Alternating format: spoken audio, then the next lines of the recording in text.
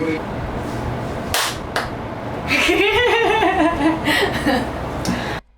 welcome to Soph's Corner. My name is Sofia Gutierrez, and I have the honor of being joined by this super badass woman, world champ, 21-0, 8 knockouts, Seniesa Super Bad Estrada. Whoa, that was a great intro. Thank you. I've been working on it. Thank you so much. So I just want to know where it all started. I know you're from East LA, but how did you get into boxing? Yeah, from East LA, got into boxing. Started when I was 8 years old. I would watch boxing with my dad when I was a kid, when I was like 5, 6 years old. My parents divorced around the time I was born, so like the first memories I have of like hanging out with my dad and boxing is just going over to his house on the weekends and him ordering the current pay-per-view fights that were on, or just watching classic boxing fights with him. And I had older brothers, so it was either wrestling or boxing, so I really had no choice of what I wanted to watch. So but little did he know that every time he would put on a boxing fight, I was like just mesmerized by it, and I knew from the moment that I saw that it's exactly what I wanted to do. I actually knew before I even started boxing that it was what I wanted to do and what I was going to be spending my life doing. And how did your dad react? Because I know when I wanted to play soccer, my dad was like, it's a boy sport, and then to baseball, he's like, okay, and I was like, what? Like, yeah, exactly. My dad was the same way. My brothers played baseball from T-ball all the way to their teen years, and when I was like 7, I was like, Dad, I want to play baseball. He's like, baseball's for boys, but you can cheerlead. And I was like, I don't want to cheerlead. That's boring. So when I told him that I wanted to box, he was just totally like thrown off by it, and he didn't want me fighting. So I had to like beg him to take me to a gym for like, it was probably like 6 to 8 months, to where I was asking him every time I would see him, Dad, like, you told me you're going to take me to a gym. Like, when are you going to take me? When are you going to take me? Every single time. And then I think it just got to the point where he was like so annoyed. And he's like, okay, fine. Like, I'll just take you to a gym. So took me to a local gym that was in the city of Alhambra, which was about like 10 minutes from East LA. And he went into the gym and told the guy, yeah, my daughter's 8 years old. You know, she wants to start boxing. Can you train her? And he's like, oh, you know what? Like, she's too young right now, and plus we really don't train girls, so bring her back when she's like 13. So then my dad got in the car and told me what he said, and I just started crying because I thought that was like my last hope. And I was like also thinking to myself, like, why doesn't he want to train a girl? Like, I didn't understand that at the time. So he ended up taking me to a local gym where he grew up in East LA, called Hollenbach Youth Center, and I met my very first trainer there named Ronnie Ravoda. And he looked at me and he said, all right, if you want to box, I'm going to treat you just like one of the boys. And I was like, all right, let's do it. Yeah. So from that day, started and never stopped. That's awesome. And I know you said you would watch fights with your dad growing up. Who are some of the people you looked up to? And I know back then there weren't as many girl fighters. Yeah. Did you have any guys that you looked up to? Yeah, I looked up to fighters like Sugar Ray Leonard, who won an Olympic gold medal and, was one of the greatest as a professional. Roy Jones Jr. I've like, since I was a kid, I would always watch his fights and like try to mimic his style. When I would spar, my dad would like get so mad. He was like, keep your hands up, and I would try to like do everything Roy was doing, hands behind my back and all that. So yeah, there's so many fighters I looked up to, but like you said, like there wasn't many females to look up to. So that's the difference now, like having so many girls and so many women fighting, and to have me and other women in boxing to look up to.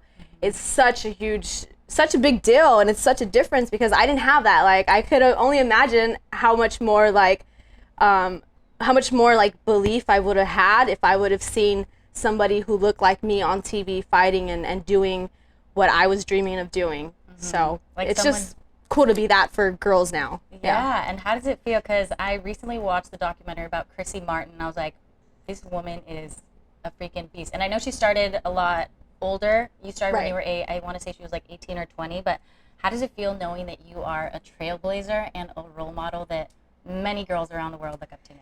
It feels amazing. That's why I do this, that's why, is to, of course, be successful and win all the bouts, but at the same time, like, that means nothing if you're not inspiring people. And to just be able to have young girls and women come up to me now and just tell me how much they've inspired me and how much they look up to me is like the best feeling ever. It makes like all the struggles and everything that I went through to get here just so worth it.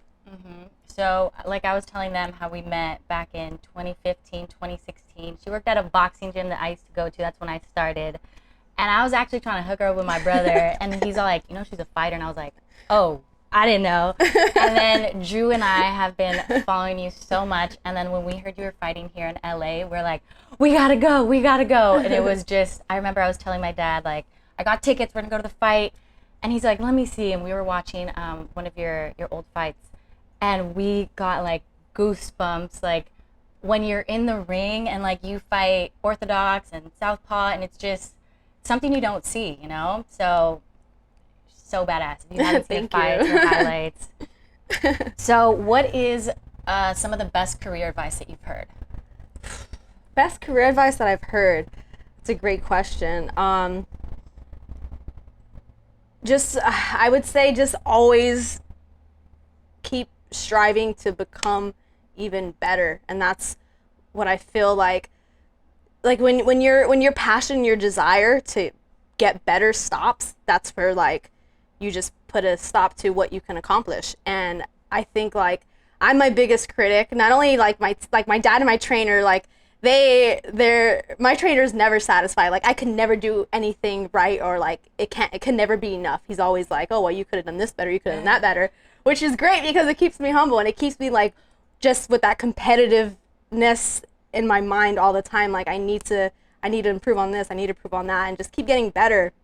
And I think like a lot of fighters, when they get to a certain point, when they have a world title, when they have 2 world titles, 3 world titles, like they're comfortable with that. And for me, I never want to get comfortable. I always just want to keep striving to just be even better and put on a better performance every fight, and until I get all the belts, until I'm ready to retire. Yeah, and you're gonna get all those belts.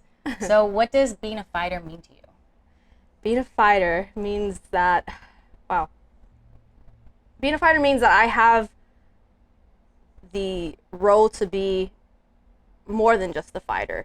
Just be an inspiration, be a role model, be someone that people could just be inspired by. And I think that makes me the best fighter I could possibly be. And you fought Marlena Esparza a while back ago. There was a lot of trash talk before the fight and even after the fight. I remember after your recent fight here at the stadium, you're like, I'll meet you in the parking lot. Do you see a rematch happening anytime soon? I mean, I would hope so. I think it was a great first fight for women's boxing, or not even for women's boxing, but for boxing in general. And I think us having a rematch would be even bigger than the first one. I'm not sure when it'll happen, but I mean, I'm willing and I'm ready to do it whenever. So we'll see. Yeah. And how do you deal with the criticism?